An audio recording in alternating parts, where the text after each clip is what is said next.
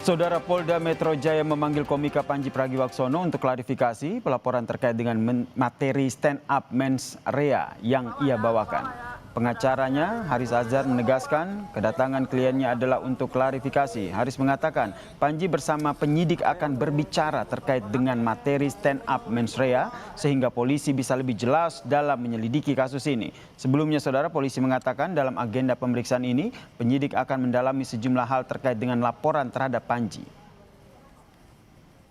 Ini undangan klarifikasi.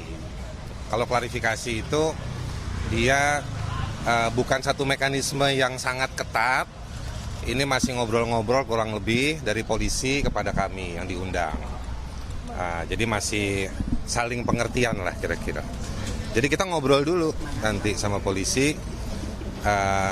Biar kita dengar dulu masalahnya apa, yang jadi concern mereka apa. Panji sudah hadir.